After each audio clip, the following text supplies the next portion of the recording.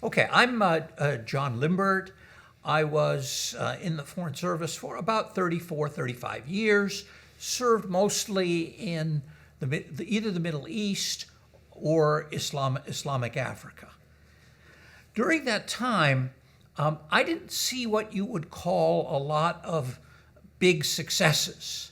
There was not a lot of saving the world, stopping a coup, averting a humanitarian disaster, stopping a war, and so forth, the kind of thing you might see Madam Secretary accomplish in her half-hour series.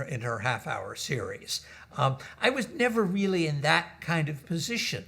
In fact, perhaps the opposite. Trouble seemed to follow me where I went. I saw a lot of military mutinies. I saw a lot of coups. I served in Iraq. I served in Iran. I served in Sudan. None of which places were you would call a triumph for American diplomacy. But thinking about this, I want to tell a story from Iran in 1980. I had lived before I ever joined the Foreign Service, I had lived in Iran as a teacher, as a researcher. My wife was Iranian, is Iranian. And so I felt I knew the country fairly well. And I went there as a diplomat in August of 1979. That was about 6 months after the fall of the Shah. And as some may remember, it was also about 2.5 months before President Carter decided to admit the deposed Shah, and 2 weeks after that, a group of Iranian militants, young people, stormed the embassy. Well, that's where the story starts. At the time, we all thought this was something vaguely like a student sit-in, that this would last a day, it would last 48 hours, and that the adults in the room would eventually get together and straighten it all out. Well, one day became two became a week, became a month, and that was not going to happen. And I understood it was not going to happen about a month into these events, month and a half, when I received a care package from home with some clean underwear in it and some clean socks and some books. And the books included in the books were War and Peace, Brothers Karamazov, and Middlemarch. Well, you can see there was a message there. Average length about 1,000 pages. Someone was telling me something, that you're not going anywhere for a while. You're going to have time to do a lot of reading. I should say as a footnote, by the way, War and Peace is wonderful, magnificent. Brothers Karamazov is terrific. Middlemarch has to be the most boring book ever written in the English language. And I've since realized that many people share my view of Middlemarch. And even under those circumstances where you think you would be able to read anything, I couldn't read Middlemarch. I bogged down at about 200 pages into it and never got back to it. In any case, fast forward about 4 months to April of 1980. About somewhere around the 12th, 13th, 14th of April. And that morning we had a visit from two Swiss gentlemen, representatives from the International Committee of the Red Cross, doing what they do, which is visiting prisoners. And in the afternoon, without any notice, an Iranian clergyman came in, and he was about my age, maybe a little bit older. I was 36, 37 at the time. Maybe he was 40 years old.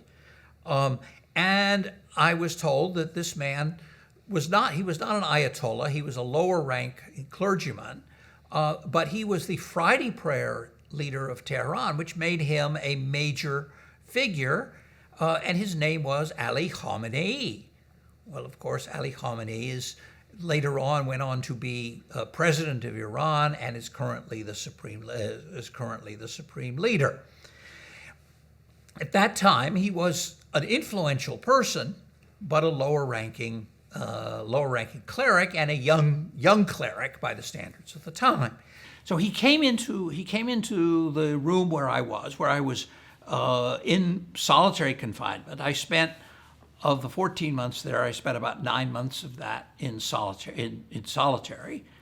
And I asked without really thinking about it, he and I entered a kind of interaction, Iranian interaction between host and guest. He was a guest in my space. I was the host, and therefore I have certain obligations as a host, and he had certain obligations as a guest. And we fell very easily into this pattern of interaction. So I insisted that he sit down. I excused the fact that I had nothing to offer him to eat or drink, because every host had to not do that as a host is a serious shortcoming. And we began to talk. And he asked me, do you have any problems? Is there anything that you are missing? And I said, sir, not really. I really have no complaints except one. And he looked at me and said, what is that? And he said, the complaint that we are here. And that is a problem. And he said, well, if the oppressive rulers of the world would wake up and come to an understanding, that problem would be solved. And I looked at him and I said, I thought to myself, I agree with you, but I think we have a different understanding of who the oppressive leaders of the world are. And then I said, there is one more thing. I said, Iranians are very hospitable people. A guest comes and they do not want the guest to leave. If a guest wants to leave, the Iranian host will say, oh no, it's too soon, you must stay longer. And they do, again, these are the ritual things that one says and does. But I said to him, this politeness, which the Iranians call ta'aruf, there's no real good translation of it, but this kind of interaction should have limits. It can be overdone. And I think in this case, our hosts here have overdone it. They have kept us beyond what is reasonable. And too much hospitality can be annoying. And he immediately knew what I was getting at. He is not a stupid person. Because, of course, what I was getting at my point was, what you have done, sir, is outrageous. What you have done is shameful. What you have done is disgraceful. And you have violated not only the tenets of international law, of religious law, of custom, but your own culture. Because what says in your culture that permits you to detain a guest against his will? And he understood this, but I did not rail at him. I did not belittle him. I did not use bad language with him, as tempting as it was. I simply said it in this way, and he understood it immediately. What I discovered later on was that that interview had been filmed by Iranian television. And it was shown on Iranian television. And people later said, when I came out in 1981, they said, we saw that interview, you really put it to him. They understood immediately what I was getting at. You never broke politeness, you never broke courtesy, but you made your point very clear that this was outrageous. The old Washington paper, the Evening Star, if any of you remember that, picked up the story. They had a good correspondent in Tehran and reflected the story, but I never thought much about it until the year 2009. So about 30, almost 1980, almost 30 years later, when the story resurfaced, and with a videotape now on the internet of this interview on, of all places, Ayatollah Khomeini's website. And to this day, whenever I go into an Iranian store here in Washington, whenever I meet Iranian friends, sometimes I'll travel abroad, and there might be some Iranians there. This happened, I think, at Topkapi Palace in Istanbul. People will say, "Oh, I remember you. You're the one who met with Khamenei and told him X, Y, and Z."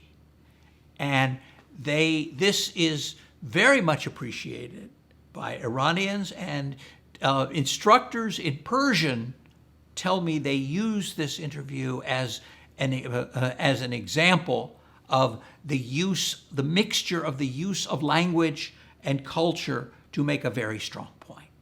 This was, as I say, a small triumph. It was not, I did not save the world, I did not solve the hostage crisis, but I think what I was able to do was to uphold the values of our service and our profession, which are that there are certain norms and rules of interaction, and to violate those, to go against those, violates thousands of years of rules of human interaction. So when I think about that story, I still get some satisfaction from it.